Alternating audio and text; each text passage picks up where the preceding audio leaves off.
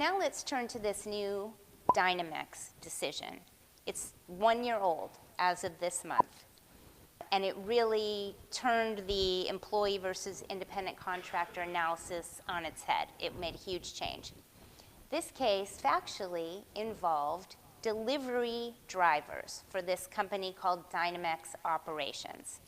And part of what got the company in trouble in this case was that it had always classified its delivery drivers as employees, as long as the company had existed. But in 2004, the company decided to reclassify all these employee drivers as independent contractors and to stop paying for things like workers' comp, employee benefits, overtime. It required the drivers to pay to maintain their own vehicles, which the company had done before. And the company was clear that it was doing all this to save money and increase its profitability. And in fact, in this court case, in court, the company admitted that it made all these changes to save money. That did not help the company in defending the case, because the court obviously looked at that and said, well, you're the big wealthy employer, you should be bearing these costs, not the vulnerable workers. So this was a very long anticipated and lengthy California Supreme Court decision. It's about this thick, it's about 80-something pages long, and the California Supreme Court found that these drivers were employees and had been improperly classified as independent contractors. The court found this because the company controlled their work. Their work was integral to the company's business. This delivery driver company could not exist without its delivery drivers, right? And generally, the court analyzed that these workers did not look like the type of workers that were intended to be independent contractors. They looked like workers that should be employees. The Dynamex court also really talked a lot about the California public policy that it wanted to protect, and it expanded on what we saw previously in discussions of public policy. It talked about how employers were responsible to provide at least minimally for employees and their families and to accord them dignity and respect. And it also talked about, and this to me was interesting, how it was important to protect law-abiding businesses who properly classified their employees and paid for employee benefits and all that at too greater cost to the company. It was important to protect those businesses against unfair competition from companies like Dynamex Operations that cut back on all these employee benefits to save money and thus compete unfairly with these law-abiding businesses. And I thought that was pretty interesting. And kind of the upshot of this case and the key to now how we analyze independent contractors versus employees is the Dynamex court created this ABC test, they called it. And they took this from some other states. There are about 4 or 5 other states in the country that already had a similar ABC test. One of them is Massachusetts. I can't remember what all the other ones are. But the ABC test is basically this. A worker now can properly be classified as an independent contractor only if all 3 of these factors, A, B, and C, are met. A is the worker must be free from the control and direction of the hiring party in connection with the work, both under their employment agreement and in fact. So you can't just put it in a contract, you're free from control, and then tell them what to do. It has to be both by agreement and in fact. That's A. B, the worker performs work that is outside the usual course of the hiring party's business. This one's kind of the kicker, and we're going to circle back to this one. And then C, the worker is customarily engaged in an independently established trade, occupation, or business of the same nature as the work performed for the hiring entity. So, all 3 of those factors have to apply for a California business now to properly classify a worker as an independent contractor, okay?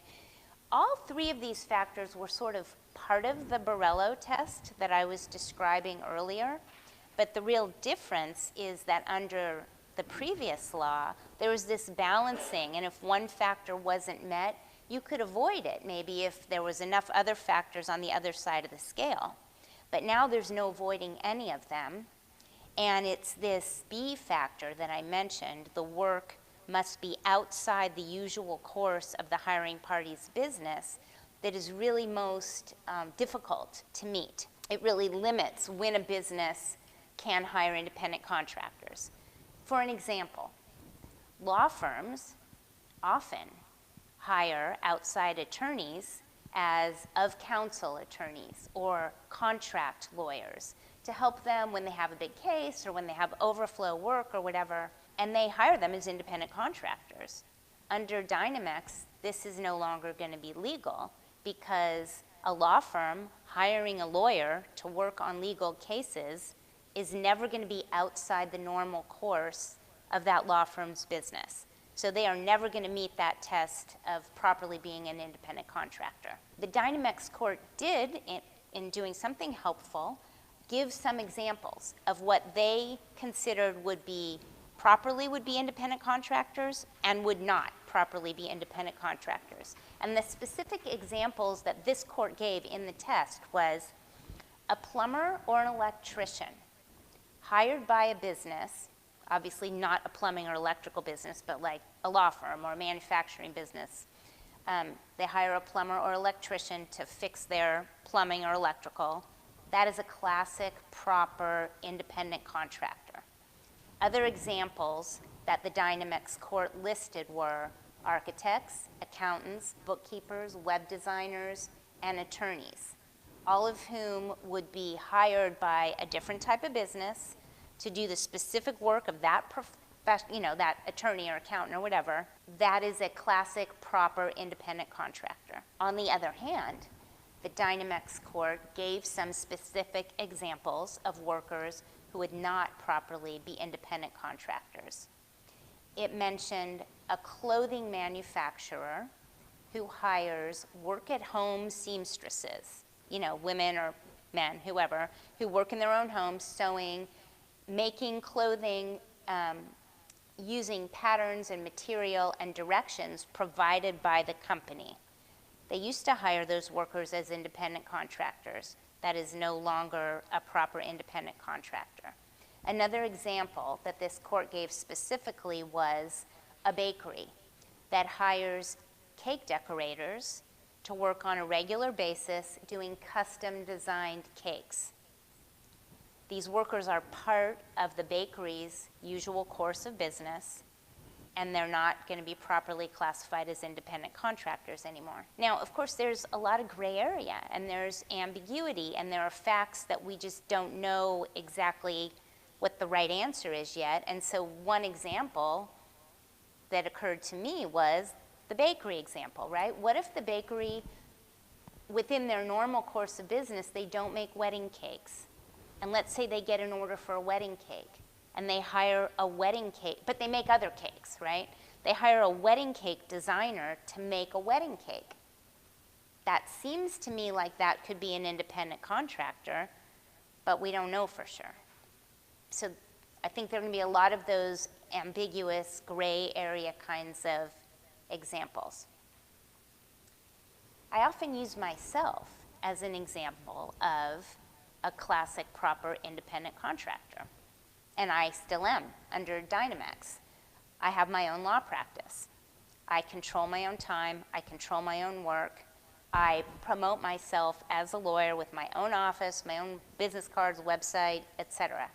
I have a lot of clients. I do work for all these different clients in any given month, and none of them controls my schedule. I provide skill and expertise to my clients that they don't have. Even I have some law firm clients, but they don't know employment law, which is why they hire me. So even though they're lawyers, I am doing something for them that is outside their normal scope of business. And my clients do not control my work in any way. They may say, we just got sued, we have a problem, please help us defend this case. But they're not telling me how to do it. So I'm a very good example of an independent contractor. Any questions about Dynamex or what we've talked about so far?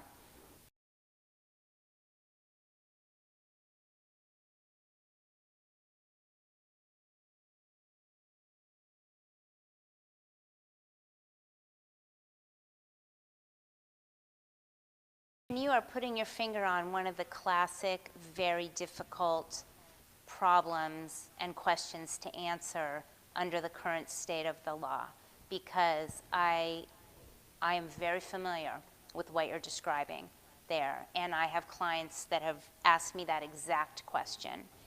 And the answer is sort of as you're anticipating it, even if, because you now have to meet all three factors, right?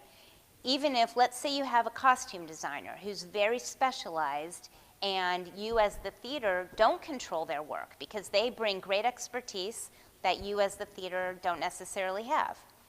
Okay, you check factor one there.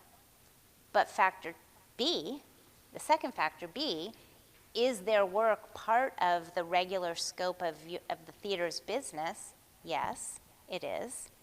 And so you're not going to meet that test. And then when you get into the third factor, does the worker have his or her own independently established business doing this work? Maybe yes, maybe no. You know, if they always work kind of independently for other companies, maybe we don't meet the C factor either. And so this is a classic, I think, unintended consequence of this Dynamex decision. And there are many unintended consequences, I think, and this is one, where these workers, like you're describing, they probably view themselves as independent contractors. They want to be independent contractors. They don't want to be your employee and reporting their hours to you and, you know, all that. But under this current state of the law, if you want to be conservative and careful and correct, that worker's an employee. I can't get around it.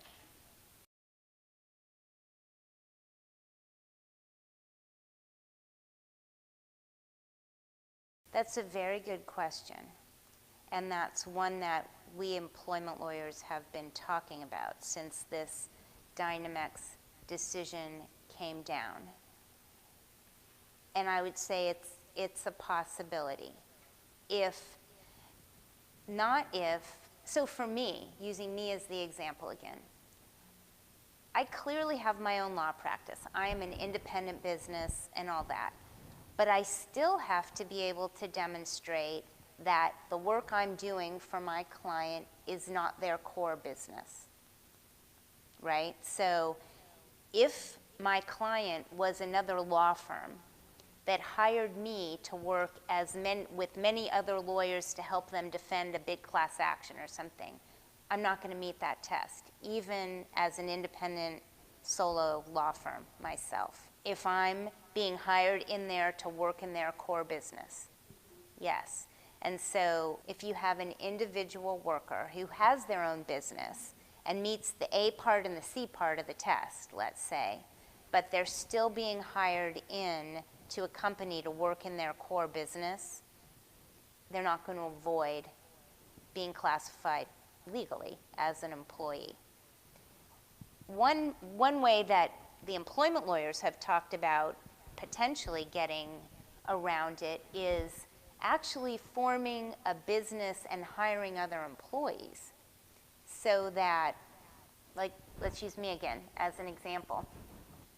If I'm a business and I hire 3 other lawyers, that seems to take me out of the anticipated appearance that I should look like an employee. And that may be, I can't guarantee that that does it, but that's something we think may avoid proper classification as an employee. I mean, right now, because the decision is new, it's in flux. The law is in flux. There's a lot of uncertainty. I'm going to talk about, there's some lobbying going on, and there are There are no interpretive case decisions really yet. It's very uncertain.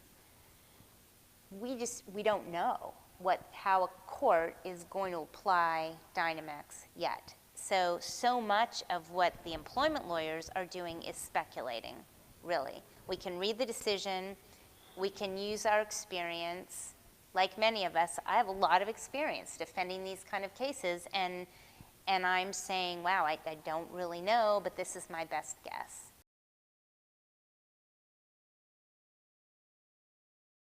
Well, C is that the worker must have his or her own independent business doing the work that they do for the employing company.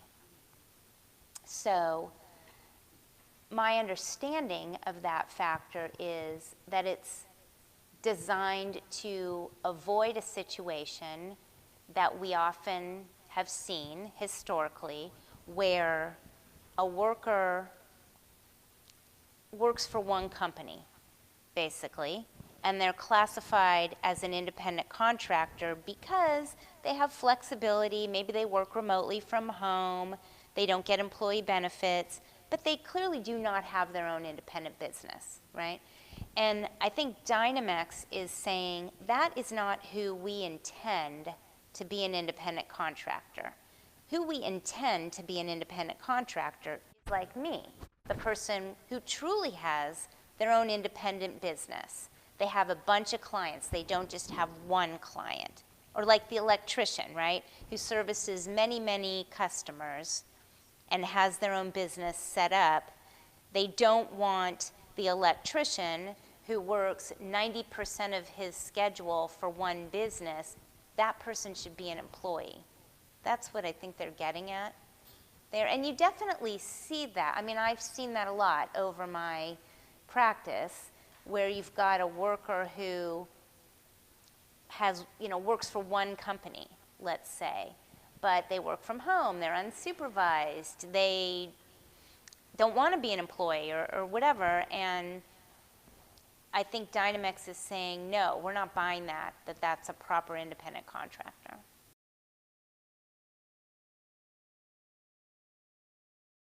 That's a really good question, and Burello is not dead by any means. What's interesting and what's still unclear is that, this may be too esoteric, but I'll just put it out there. There are a number of different contexts in which employment cases come up.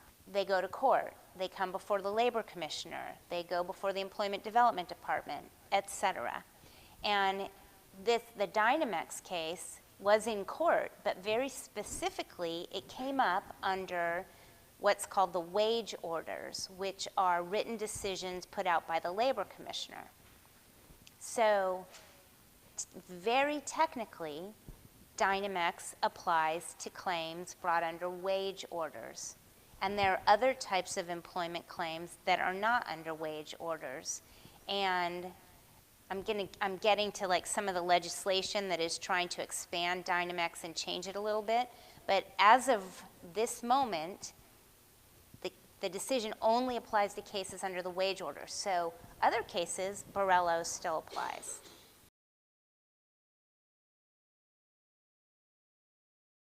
So it depends on what the claim is for. Typically, it would be for wages of some kind, like I didn't get overtime, for example. A wage claim has a 3-year statute of limitations. So if it's something else like a discrimination or a breach of contract claim, which it would be less likely to be, but that would have a 1-year statute of limitations. Thank you very much for watching.